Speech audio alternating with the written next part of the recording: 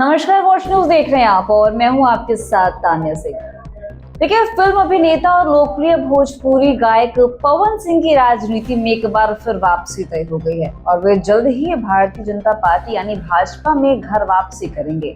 अपनी वापसी की औपचारिक घोषणा से ठीक पहले पवन सिंह ने दिल्ली में राष्ट्रीय लोक मोर्चा के प्रमुख और राज्यसभा सांसद उपेंद्र कुशवाहा से मुलाकात की।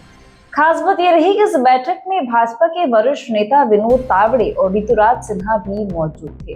इस शिष्टाचार मुलाकात के बाद यह साफ हो गया कि लोकसभा चुनाव में काराकाट से हुए टकराव के कारण उपेंद्र कुशवाहा और पवन सिंह के बीच बनी नाराजगी अब दूर हो चुकी है।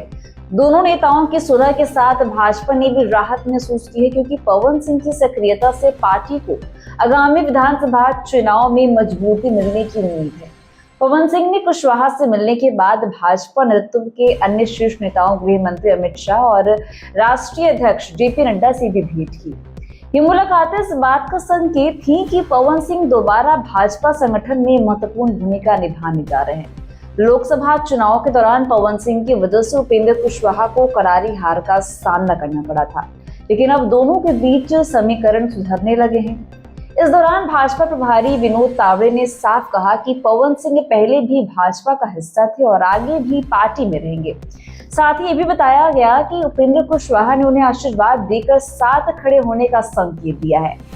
बिहार विधानसभा चुनाव 2025 के मद्देनजर भाजपा ने मिशन मगध और शाहबाद की रणनीति पर काम तेज कर दिया है।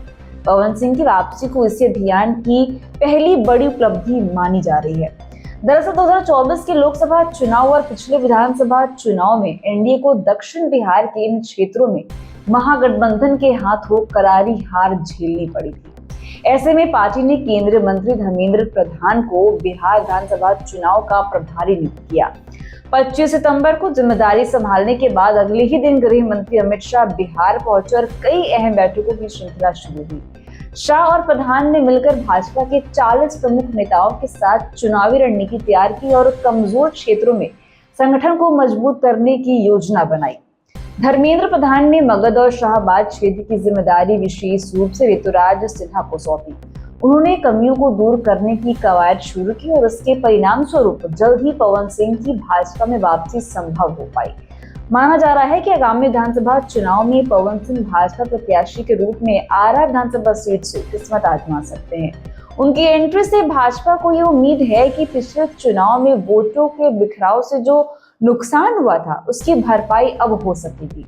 भाजपा इस प्रयास में है कि भोजपुरी सिनेमा की लोकप्रियता और पवन सिंह की स्टार छवि का चुनावी लाभ एनडीए को मिले।